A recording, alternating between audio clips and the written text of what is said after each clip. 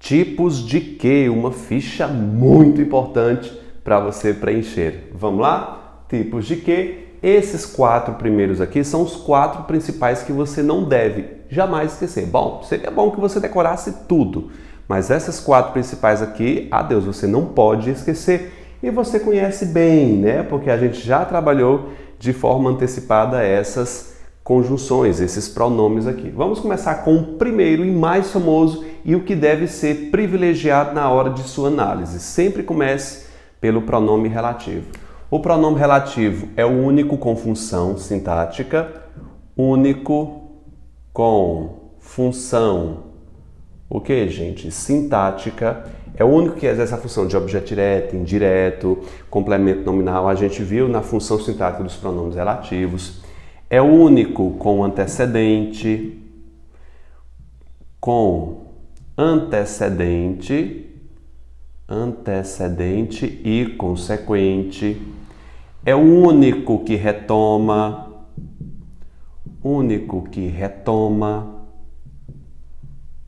e substituir.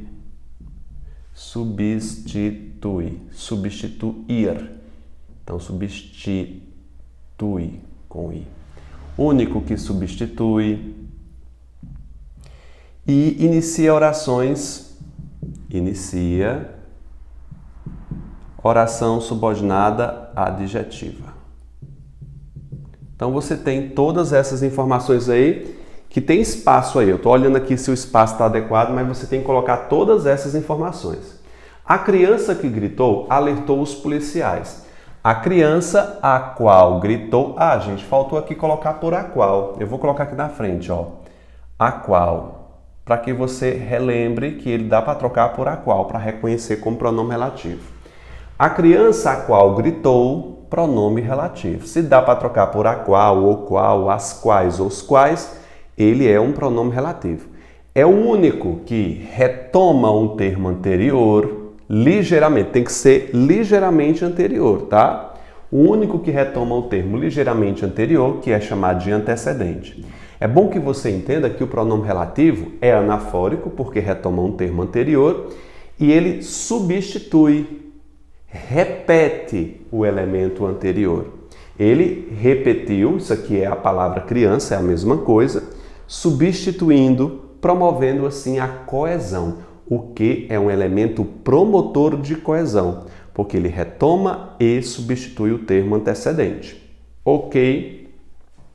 Inicia uma oração subordinada adjetiva sem vírgula restritiva. Todas essas informações você está atento. Coloque aí. Levei os livros os quais você pediu. Peraí. Quem foi que gritou? A criança. O que substituiu? Então, o que age como a função de sujeito. Falta só colocar a função de sujeito aí. Levei os livros, os quais, deu para trocar por o qual, eu tenho uma PR, pronome relativo. O qual você pediu. O antecedente é os livros, consequente pediu. Você pediu o quê?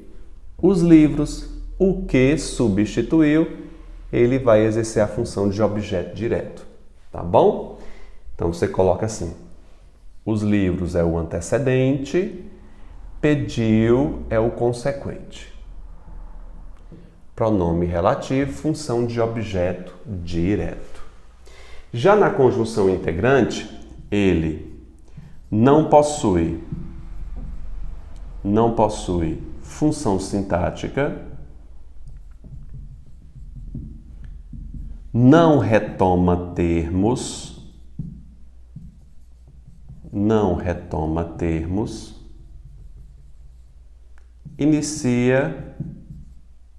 inicia oração subordinada substantiva e, não possui função sintática, é vazio de significação, ele é vazio, dá para trocar pela palavra isso e vazio de significação. Ele não tem significação, ele não tem sinônimo, aliás, ele não tem sentido nenhum. Os advogados querem isso. Deu para trocar pela palavra isso, eu tenho o que aqui? Bota a palavra isso para você relembrar. Oração subordinada substantiva, portanto, o que vai ser uma conjunção integrante. Deu para trocar por isso? Conjunção integrante. Os advogados querem isso. Isso aqui funciona como objeto direto, objetiva direta. Lembrando que é a oração inteira que exerce a função de objeto direto, não é o que. Porque o que como função de integrante, ele apenas integra, ele é vazio de significação, ele não tem função sintática. É a oração que exerce essa função de objeto direto. O que, eu vou colocar assim, ó, sem função.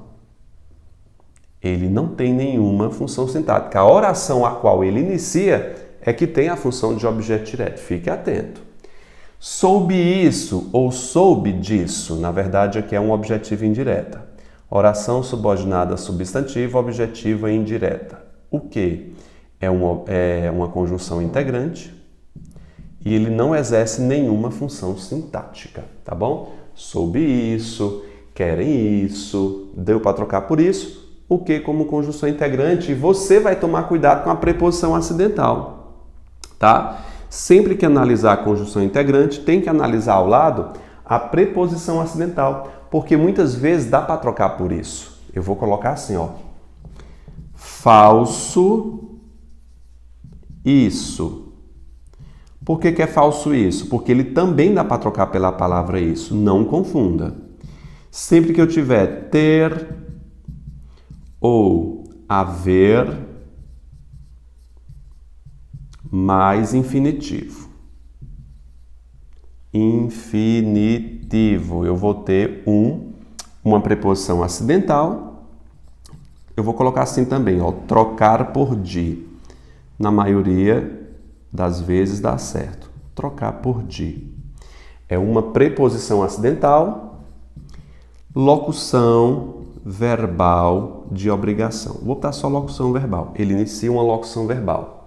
Há que estudar muito. Há isso. Não dá para trocar por isso? Há isso, mas tome cuidado. É um falso isso. Porque eu tenho o verbo haver, mais que, mais verbo no infinitivo. Portanto, quando eu tiver essa estrutura, aqui vai ser uma preposição acidental. Tá bom? Note que esse que dá para trocar pela palavra de, né? Há de estudar muito, você há de estudar muito. Dá para trocar por de. Então você prova que o que é uma mera preposição, tá bom? Tudo isso aqui é importante que você coloque, tem função de um verbo, ou seja, é uma locução verbal. Na verdade, locução verbal de obrigação, transmite uma semântica de obrigação de que você deve estudar, né? Terás isso, terás isso. Veja que aqui é um falso. Isso, só que você é bastante atento. Viu que aqui é o verbo ter ou haver, seguido de infinitivo. Ter ou haver, seguido de infinitivo, eu tenho uma preposição acidental. Terás de verificar. Terás de verificar. Dá para trocar também pelo de. Muita atenção nessas observações da preposição acidental. Essas aqui são as mais complicadas. O resto, bicho, é fácil. É descer ladeira, é enchente. Conjunção consecutiva. Geralmente associada aos advérbios tão, tal, tamanho, mais que. Ele sempre se associa a essas figurações. Tal, tão, tamanho, seguido de que. Só o que, obviamente, é a conjunção consecutiva. Posso colocar aqui, ó, inicia a oração subordinada adverbial consecutiva. Também não tem função sintática, sem função. Toda conjunção não tem função, sem função. Tá bom? Sem função sintática, não retoma nada. Você pode até colocar aqui, não retoma nada. Ele rezou tanto que foi atendido. Ele rezou tanto que foi atendido. Que é uma conjunção consecutiva, porque dá uma ideia de consequência. Rezou muito, que gerou o que como consequência? Ser atendido. O que é uma conjunção consecutiva, não é o tanto que não, é só o que.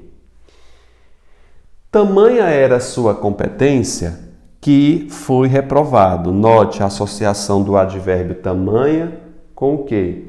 Tamanha era a competência que gerou o que como consequência, gente? Tamanha era a competência.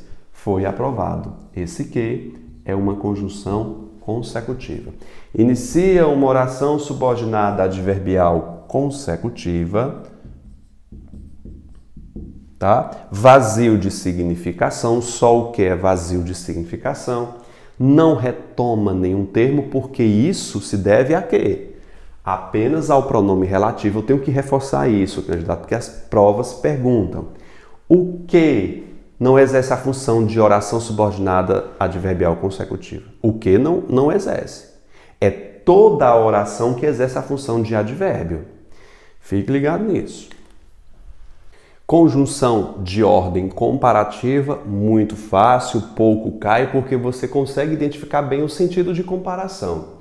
Ana é mais baixa que João. Mais baixa que João. Estou estabelecendo o quê? Uma ideia de comparação. Conjunção comparativa. Pessoal, não vou botar nenhuma observação aqui, porque o sentido é óbvio. Conjunções comparativas ligam orações comparativas, orações subordinadas adverbiais comparativas. Se você julgar necessário, você anota aqui, tá? O que não tem função porque é uma conjunção. Nenhuma conjunção exerce função sintática, vazia de significação, não retoma ninguém. Então, todas essas questões você deve observar, tá? Conjunção comparativa, não tem nenhum problema. No pronome interrogativo, ele sempre vai ter uma ideia de pergunta, sempre vai ter uma pergunta, tá? Uma pergunta direta, que é geralmente o que, com uma interrogação no final, e pode ser indireta, tá? Mas sempre vai ter um tom de pergunta. Renunciamos a quê? A que renunciamos? Esse que foi colocado aqui justamente para fazer uma pergunta. Eu tenho um pronome interrogativo. Você note que ele possui acento porque está no final da frase. Que veio fazer aqui? É um pronome interrogativo iniciando uma pergunta. Tudo bem? Tranquilo também. Ele não exerce nenhuma função sintática, viu? Partícula expletiva de realce. Esse sim costuma cair com eficiência em todos os concursos públicos. Qual é a minha ideia principal de uma partícula expletiva de realce? Pode ser retirada,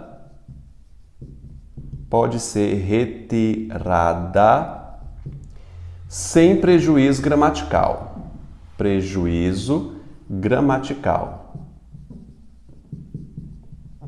Mas altera o sentido. A Cécio me perguntou recentemente se a retirada do pronome da partícula expletiva preservaria a gramática, mas com alteração de sentido. Claro que altera o sentido. Quando eu coloco uma partícula expletiva de realce, ele realça. Quando eu atiro, deixa de realçar. Então, o sentido é sim alterado, tá? A gramática não, nenhum problema, porque ela é expletiva. O que quer dizer expletivo? Fugaz. Tá? Sem nenhuma necessidade.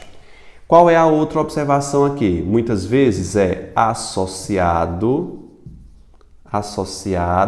que é a partícula, né? Associada ao verbo ser, geralmente na terceira pessoa, ao verbo ser, geralmente é, e pronomes retos são associados a esses pronomes, tá? Que solução incrível! Solução incrível. Note como eu consigo fazer isso aqui bem? Solução incrível. Que solução incrível! A retirada desse que não causa nenhum problema. Portanto, eu digo aqui que é uma partícula expletiva de realce. Caso eu retire o que? Causa prejuízo gramatical? Não. Altera o sentido? Sim. Deixa eu só fazer um pulo aqui, lá para os advérbios de intensidade, que são os últimos. Já vou explicar já o advérbio de intensidade, para eu fazer aqui uma observação no número 7. Que linda sua roupa! Aqui eu tenho um advérbio de intensidade do adjetivo linda. Aqui eu chamo de advérbio de intensidade porque ele intensifica o adjetivo linda. Muito linda. Aqui dá a ideia de linda a atitude. Eu intensifico, não é apenas linda, é muito linda. Ele intensifica linda, advérbio de intensidade. Que interessante o seu comentário. O seu comentário é interessante. Então aqui eu tenho um adjetivo. Então aqui eu tenho um advérbio de intensidade. Você poderá pensar aqui que aqui seria um intensificador da palavra solução, não é? Não é verdade? Que solução incrível! Que solução... Não, solução que incrível. Note que esse que aqui está se referindo à palavra solução, que é um substantivo. Advérbios não servem a substantivos. Então eu vou colocar aqui o quê? O advérbio de intensidade serve a quem? Ao ava. Ava. Quem é o ava? Adjetivo, verbo ou outro advérbio. O advérbio, seja ele de intensidade ou qualquer outro, não conseguem se referir a substantivos. É por isso que esse aqui é uma expletiva de realce. Ele realça. Ele não pode ser considerado porque ele completa um substantivo. Fique atento a isso. Eu já vi prova perguntando se era expletiva ou advérbio de intensidade, tá? O professor é que sabe. O professor é que sabe. Toda essa expressão é uma partícula expletiva de realce. Note que a retirada dele não teria problema nenhum gramatical. O professor sabe. Quando eu coloco é que sabe, eu realço a expressão. Consegue perceber isso aqui? Sim? Ótimo. Partícula expletiva de realce. Que é que fazes aqui? Aqui eu tenho um pronome interrogativo, não é verdade? O primeiro que, olha a pergunta aqui. Que é que fazes aqui? Retira a expressão. É que, tira aí. Que fazes aqui? Consigo perfeitamente. Esse é que, nesse caso, é uma partícula expletiva de realce. Por isso que eu coloquei a observação aqui, que muitas vezes ele é associado ao verbo ser na terceira pessoa. Verbo ser, verbo ser. Geralmente, ele não tem que estar junto não, né? Ele pode ser separado, mas eu tenho que tirar o verbo ser junto ao que. Partícula expletiva de realce pode ser retirada, muitas vezes associado ao verbo ser na terceira pessoa, como é. Na conjunção explicativa, assim como na comparativa, ele é sinônimo de pois, tá? Sempre que der para trocar pela palavra pois, eu tenho uma conjunção explicativa, tá? Ande, pois estou com pressa, é sinônimo de pois. Ande, pois estou com pressa. No caso, conjunção explicativa. No número 9, nós temos aqui partes de conjunção. Ó, partes de. Acontece aqui um processo de metonímia. Uma parte pode representar um todo. Deixa eu te dizer o que está acontecendo. Ó. Mesmo que volte, não mudarei de opinião. Você sabe que esse mesmo que, todo ele, é uma conjunção concessiva, não é? Não é? Mesmo que volte, não mudarei de opinião. Olha a ideia de oposição entre essas duas frases. Mesmo que volte, não mudarei de opinião. Eu tenho aqui uma concessiva. Só que a banca vai grifar apenas o que e perguntar qual é o tipo do que nessa frase. Aqui acontece um processo chamado de metonímia, um processo de figura de linguagem, em que o que vai simbolizar o todo. Metonímia é quando uma metade simboliza o todo. O que poderá sim ser chamado de conjunção concessiva. Só que é toda a locução que é uma conjunção concessiva. O que é que eu tenho aqui? Locuções conjuntivas, parte de conjunções que simbolizam o todo.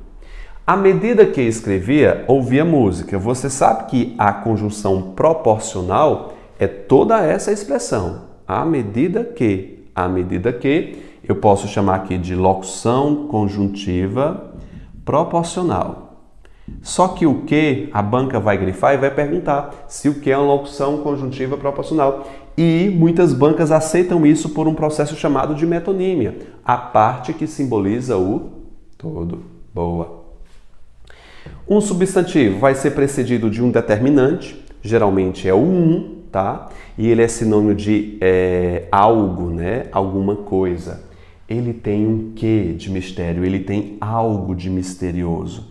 Note que o que com acento, ele é um substantivo. Também você note que esse que está depois de um determinante, no caso um artigo, um que, ele tem algo de mistério. Tá bom? Sim. Os únicos que levam acento é o pronome interrogativo em final de frase e o que precedido de artigo. Pronto. Encerramos aqui a nossa tabela dos tipos de que, para você visualizar e revisar facilmente. Vamos agora para a tabela do se. Tchau, gente!